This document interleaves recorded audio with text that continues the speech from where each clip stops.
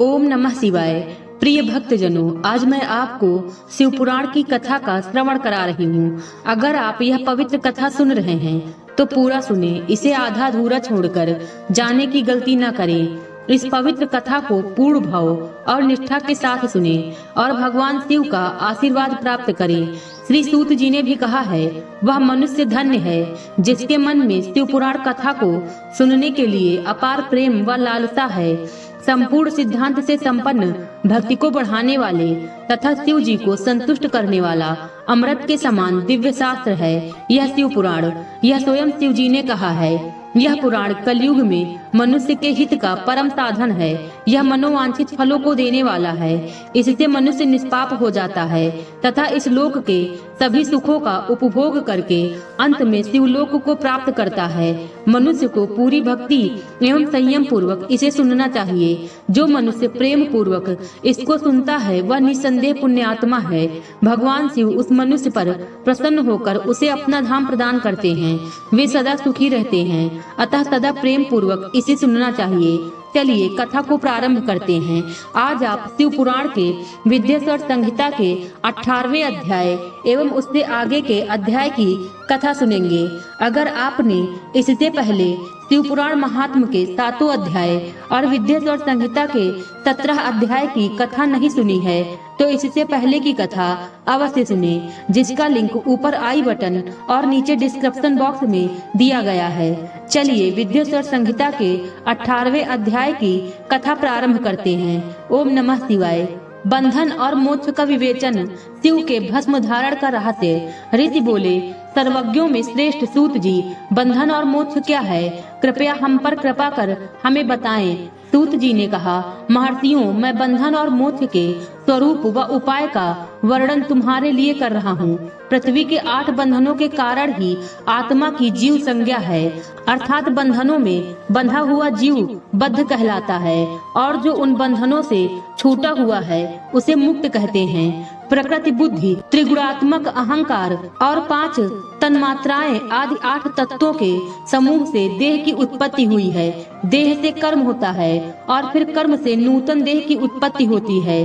शरीर को स्थूल, सूक्ष्म और कारण के भेद से जानना चाहिए। स्थूल शरीर व्यापार कराने वाला, सूक्ष्म शरीर इंद्रिय भोग प्रदान करने वाला तथा शरीर को आत्मानंद की अनुभूति कराने वाला होता है। कर्मों के द्वारा ही जीव पाप और पुण्य भोगता है। इन्हीं से सुख दुख की प्राप्ति होती है। अतः कर्मपाश में बंधकर जीव शुभाशुभ कर्मों द्वारा चक्र की भांति घुमाया जाता है। इससे छुटकारा पाने के लिए महाचक्र के कर्ता भगवान शिव की स्तुति और आराधना करनी चाहिए। शिव ही सर्वज्ञ, परिपूर्ण और अनंत शक्तियों को धारण किए हैं। जो मन, वचन, शरीर और धन से बेरलिंग या भक्त जनों में शिव भावना करके उनकी पूजा करते हैं, उन पर शिव जी की कृपा अवश्य होती है। शिवलिंग में शिव की प्रतिमा ने शिव भक्त जनों में शिव की भावना करके उनकी प्रसन्नता के लिए पूजा करनी चाहिए। पूजन शरीर, मन, वाणी और धन से कर सकते हैं। भगवान शिव पूजा करने वाले पर विशेष कृपा करते हैं और अपने लोक में निवास का सौभाग्य प्रदान करते हैं। जब तन्मात्राएं वश में हो जाती हैं, तब जीव जगदम्बा सहित शिव का सामीप्य प्राप्त कर लेता है। भगवान का प्रसाद प्राप्त होने पर बुद्धि वश में हो जाती है। सर्वज्ञता और तृप्ति शिव के ऐश्वर्य हैं। इन्हें पाकर मनुष्य की मुक्ति हो जाती है। इसलिए शिव का कृपा प्रसाद प्राप्त करने के लिए उन्हीं का पूजन करना चाहिए। शिव क्रिया, शिव तप, शिव मंत्र जाप, शिव ज्ञान और शिव ध्यान प्रतिदिन प्रातः से रात को सोने समय तक, जन्म से मृत्यु तक करना चाहिए एवं मंत्रों और विभिन्न पुष्पों से शिव की पूजा करनी चाहिए। ऐसा करने से भगवान शिव का लोक प्राप्त होता है। ऋषि बोले, उत्तम व्रत का पालन करने वाले सूत जी, शिवलिंग की पूजा कैसे करनी चाहिए? कृपया हमें बताइए। सूत जी ने कहा, ब्राह्मणों, सभी कामनाओं को पूर्ण करने वाले लिंग के स्वरूप का मैं तुमसे वर्णन कर रहा हूँ। सूक्ष्म लिंग निष्कल होता है और स्थूल लिंग सकल। पंचाक्षर मंत्र को स्थूल लिंग कहते हैं। दोनों ही लिंग साक्षात मोक्ष देने वाले हैं। प्रकृति एवं पौरुष लिंग के रूपों के बारे में एकमात्र भगवान शिव ही जानते हैं और कोई नहीं जानता। पृथ्वी पर 5 लिंग हैं, जिनका विवरण मैं तुम्हें सुनाता हूँ। पहला स्वयंभू शिवलिंग, दूसरा बिंदु लिंग, तीसरा प्रतिष्ठित लिंग, चौथा चर लिंग और पांचवा गुरु लिंग है। देव ऋषियों की तपस्या से संतुष्ट हो उनके समीप प्रकट होने के लिए पृथ्वी के अंतर्गत बीज रूप में व्याप्त हुए भगवान शिव वृक्षों के अंकुर की भांति भूमि को भेद कर नाद लिंग के रूप में व्यक्त हो जाते हैं। स्वतः प्रकट होने के कारण ही इसका नाम स्वयंभू लिंग है। इसकी आराधना करने से ज्ञान की वृद्धि होती है।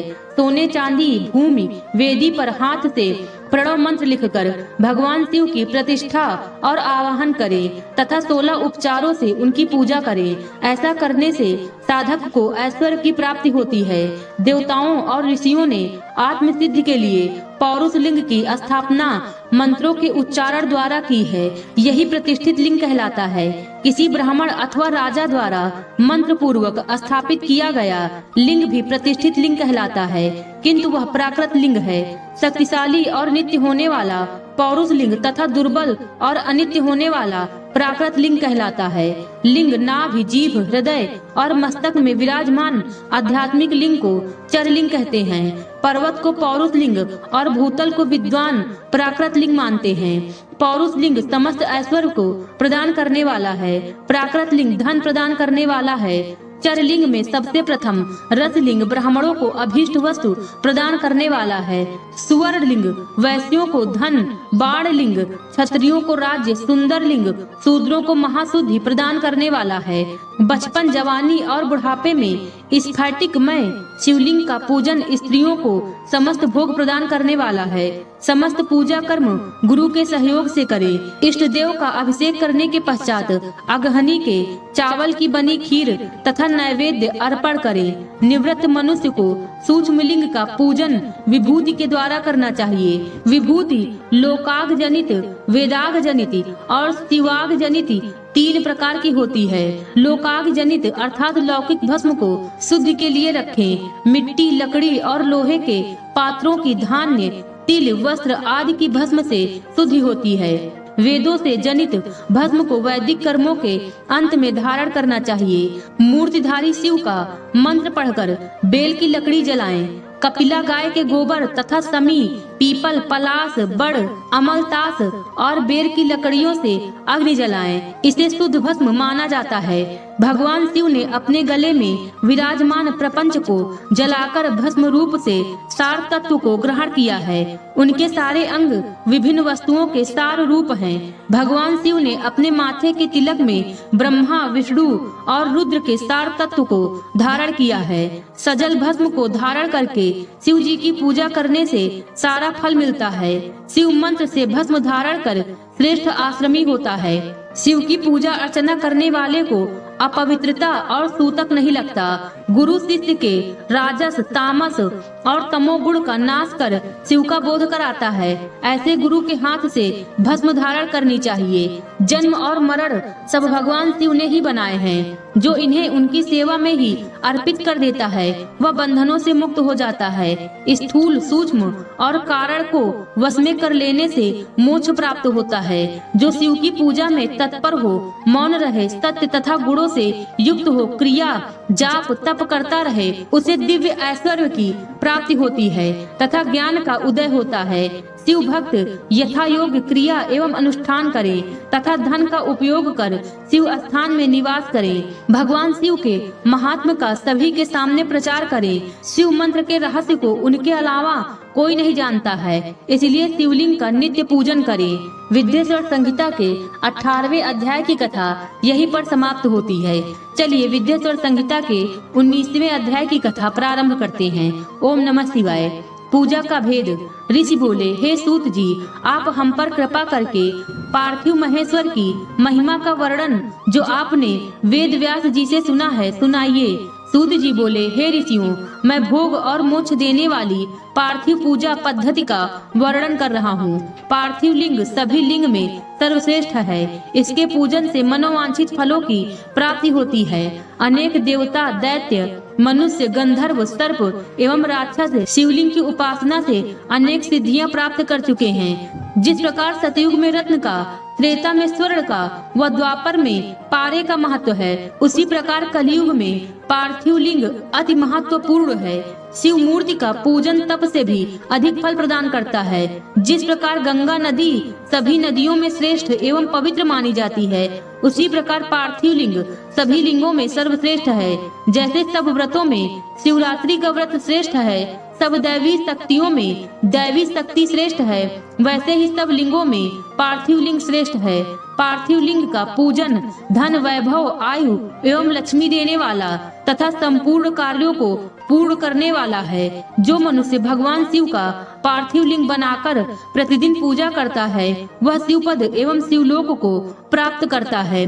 निष्काम भाव से पूजन करने वाले को मुक्ति मिल जाती है। जो ब्राह्मण कुल में जन्म लेकर भी पूजन नहीं करता, वह घोर नरक को प्राप्त करता है। विद्येश्वर संहिता के 19वें अध्याय की कथा यहीं पर समाप्त होती है। ओम नमः शिवाय। आज की कथा बस यहीं तक। उम्मीद है कथा पसंद आई होगी। कथा को बोलते समय कोई त्रुटि हुई हो तो क्षमा करें। कथा पसंद आई हो तो वीडियो को लाइक और शेयर करें और चैनल को सब्सक्राइब कर दें और कमेंट बॉक्स में हर हर महादेव लिखना बिल्कुल न भूलें। मिलते हैं अगले वीडियो में 20वें अध्याय एवं उससे आगे के अध्याय की कथा के साथ। खुश रहिए और खुशियाँ बांटते रहिए। हर हर महादेव।